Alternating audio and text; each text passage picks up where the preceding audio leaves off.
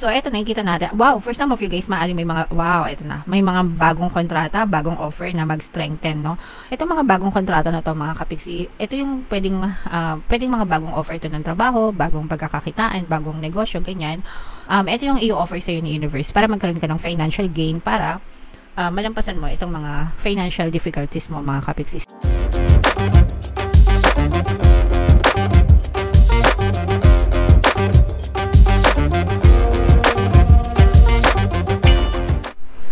Hello guys, hello Aquarius, welcome back to Pinay Pixie Tarot. Ang pamagat ng episode natin for tonight is No Moon Kapalaran para ngayong October to November para sa Aquarius, Sun, Moon, Rising, Sign, and Venus.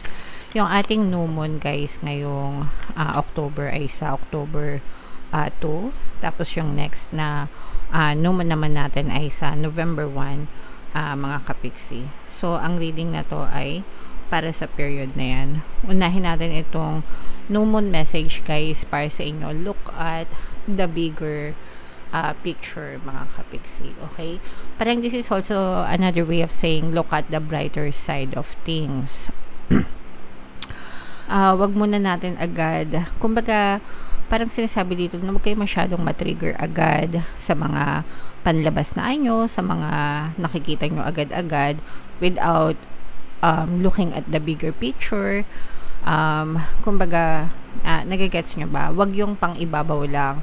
Kumbaga, dapat tingnan natin yung isang bagay or isang sitwasyon, isang tao sa malalim na aspeto. Okay? Malalim na side, mga kapiksi. Wag maging judgmental. Do not judge the book by its cover. Ika nga, okay?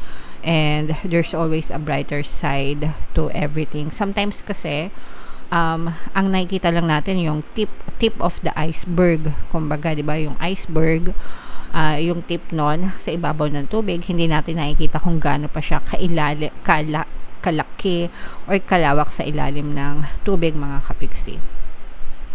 So yun yung palagi nating iisipin, mga kapiksi, na sa buhay hindi yung puro pang ibabaw lang, hindi yung puro nakikita lang natin, mga kapiksi, no? So, sana naiintindihan nyo. Attune to the moon guys, take time out for a mini break or adventure. Baka napapagod yung iba sa inyo, baka na-stress kayo, mga kapiksi, baka exhausted kayo guys, no? So, ito'y paalala na yung iba sa inyo, you may want to take a break, magpahinga, mag-recharge, mag-cleanse, di ba? Kung kayo ay busy sa trabaho, pwede nyo gamitin yung mga leaves nyo, mga kapiksi. Kaya nga may mga leaves na tinatawag, vacation leaves, sick leave, no? Gamitin nyo, mga kapiksi. Yung iba kasi, iniipon nila yan kasi sometimes may mga conversion yan. So yung iba, ang ginagawa, iniipon nila, hindi lang sila nagli-leave, iniipon nila para mabayaran sila. Pero, kaya yun nilagay para sa inyo, gamitin nyo ng personal kasi your employer knows kung gaano kahirap magtrabaho ng sunod-sunod, 'di ba? So, kailangan nagpapahinga din kayo, paminsan-minsan nagre-recharge din kayo, mga kapiksi. For some of you guys, this situation may have come around because you've been distracted. Yung mga nangyayaring sitwasyon sa buhay nyo, yung mga negative, no, in particular, negative na situation, nangyayari yan because you've been distracted and na-focus yung energy nyo dun sa mga negative na circumstances na yun. Whatever you focus on, manifest guys. Kung ano yung fino-focus ng energy nyo, ng attention nyo, doon nababaling yung energy nyo and it's being pushed out in your physical reality. So, kung namumroblema kayo, mga kapiksi, ibig sabihin lang yan, once upon a time sa buhay nyo, na-focus nyo yung attention nyo doon sa mga problema na yon. Okay? So, the universe has to grant you your wish, no? Kahit na hindi naman talaga yun yung wish nyo, pero yun yung finocus ng attention nyo, the universe have to provide you evidence of that circumstance. Kaya, kaya nakaka-experience kayo ng mga kanigahan. Nagets nyo ba? Again guys, whatever you focus on, manifest. So kung ayaw nyo mag-manifest yung mga nega, wag kayong mag-focus sa nega. Okay? Be confident without being overconfident to win the day.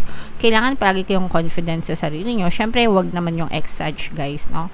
Confident, mga kapiksi, para you show up for yourself every day. You win the day, mga kapiksi. Kumbaga, every day, wag kayong magpapatalo sa pagkanega, wag kayong magpapatalo sa mga problema, wag kayong magpapatalo sa mga kadramahan ng buhay, mga kapiksi. Kasi, kung kayo ay, imagine guys, no, kung kayo ay isang artista sa pelikula, anong role yung gusto mong gampanan? Gusto mo ba yung yung drama na inaapi-api ka, pinahihirapan ka? Ganun ba yung gusto mong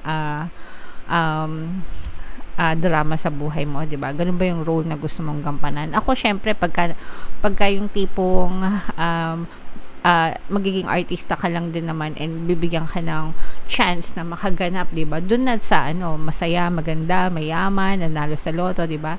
So yung mga ganun, ayun yung masasarap na role na gampanan. So dapat ganun din yung tinatanim nyo sa inyong subconscious mind, mga kapiksi.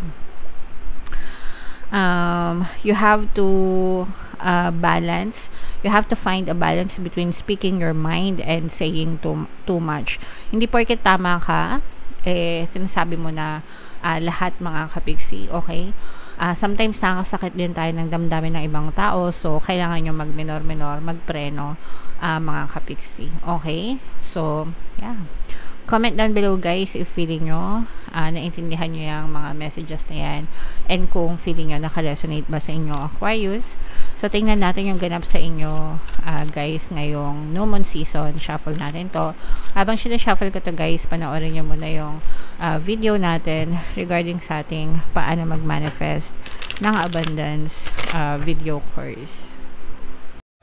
Kapiksi, sawa ka na ba sa mga struggles at hirap sa buhay mo? Masipag ka ba at masikap sa buhay ngunit hindi ka pa rin umaasenso? Ilang beses ka na bang nag-attempt mag-negosyo at mag-invest pero palagi ka pa rin nalulugi? Sa pagkakataon na ito ay maaaring may subconscious beliefs ka na nagiging balakid sa iyong pag-unlad at pagyaman. Introducing, paano mag-manifest ng abundance video course. Dito ay matututunan mo ma-overcome ang mga balakid mo para tuluyan ka ng umunlad, umasenso, sumagana, maging matagumpay, successful at maswerte sa iyong kabuhayan, pera, trabaho, negosyo sa labi at kaperahan ng bonggang-bongga. Dali, mag-send na ng email sa pinoypixie@gmail.com at simulan na ang iyong pagyaman ngayon. Alright, so sa lahat na gusto mag-avail ng course, guys, meron tayong 500 pesos na discount until September 30. So, i-avail nyo na, mga kapiksi. Sobrang ganda. And meron din tayong bagong course, guys, paano mawala ang third party at magkaroon ng harmonious na relationship para mawala yung mga kabit ng mga jowa nyo, guys. 20% discount naman yan until September 30. So, i-avail nyo na, guys. Sobrang ganda.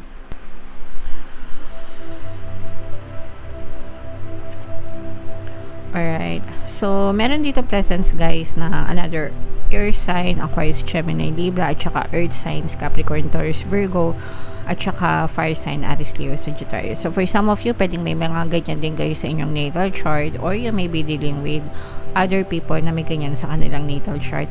Pero dito, guys, ang nakikita natin is for some of you, medyo na-stuck kayo sa financial stagnation, okay? Ibig sabihin ng financial stagnation, parang yung iba sa inyo medyo kinakapos ng pera, medyo nagwo-worry sa pera, medyo stressful pagdating sa pera, mga kapiksi. Parang feeling nyo out of reach, out of coverage area out of coverage area yung kasaganaan ng kaperahan para sa inyo. O kaya naman, for some of you, pwedeng may mga pera naman na pumapasok sa inyo, may mga trabaho naman kayo, pero parang kinakapos, laging ang bilis-bilis mawala, mga kapiksi. So parang na stuck, no? Na stuck kayo sa ganong klaseng sitwasyon, and endless, no? Parang pag sinabing endless, walang katapusan and paulit-ulit lang. But this time, nakikita natin na maaari kayo makarecover and kayo rin yung magiging susi ng inyong recovery, mga kapiksi. Kung mapapansin nyo, guys, meron siyang hawak na sword. And etong sword na to, ito yung gagamitin nyo, guys, para mapiglas kayo sa pagkakatali. So, kung makikita nyo itong image ng card, meron siyang nakatali siya, no? So, nakatali siya, nakagapos, ganyan. Kaya na-stuck, no? Kaya pa ulit-ulit. And with this energy mga kapiksi, parang kayo din yung magiging susi para makakalag kayo dito sa pagkakatali na to and makarecover, makabangon mga kapiksi. Okay? So, do your best each day to show up for yourself mga kapiksi, no?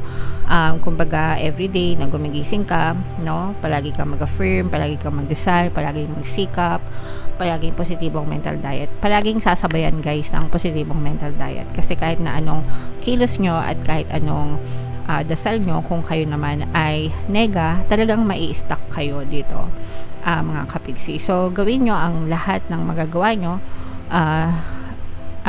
para ma-shift kayo from negative to positive, and only then kayo makakakita ng pagbabago or changes sa buhay nyo. And yung mga changes na pagbabago guys, gradual yun palagi, no? Hindi yan instant na okay, mag-affirm ako ngayon, bukas okay na yung buhay ko. No, it doesn't work that way.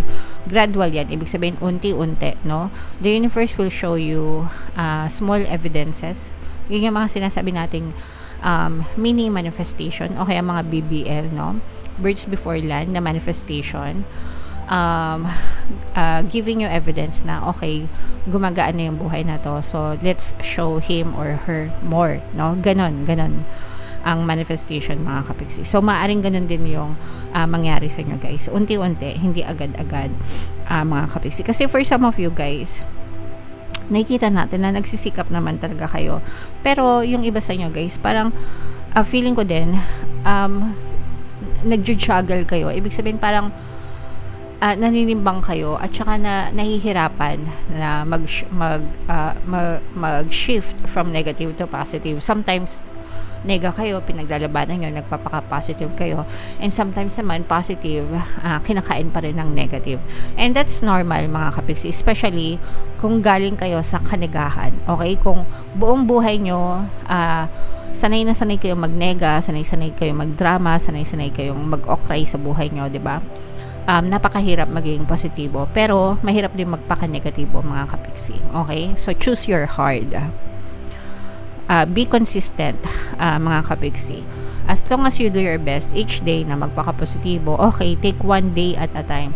Okay, nagpaka-positive ako ngayon. Bukas ulit, try ko. Okay? Now, kung bukas, feeling mo na nega ka, ano ba yan, na nega ako today, don't worry, may bukas pa. Okay? Basta show up for yourself every day, mga kapiksi, hanggang sa magbago yung buhay nyo. Okay? Comment down below guys if naintindihan nyo.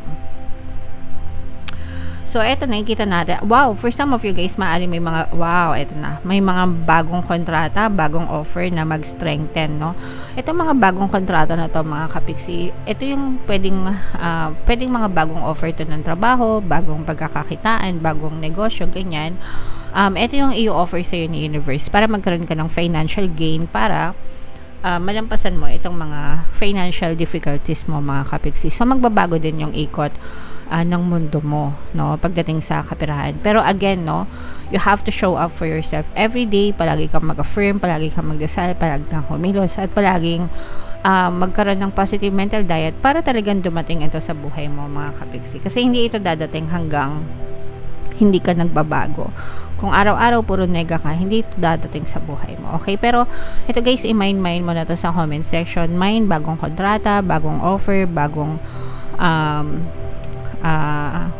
negosyo, 'di ba? Mga bagong agreements. First, kung kayo ay mga freelancers, mga kapiksi, maaari kayo makakita ng mga bagong kliyente, no? So maaari kayo magkaroon ng mga bagong agreements sa mga freelance, sa mga project based na mga kapiksi natin. So baka feeling ko guys, maaari kayong makabingwit ng mga malalaking isda na pwedeng makadagdag ng extra income para sa inyong mga kapiksi. So ito yung mga financial gains guys, kaya i-mind nyo na yan sa comment section. Okay?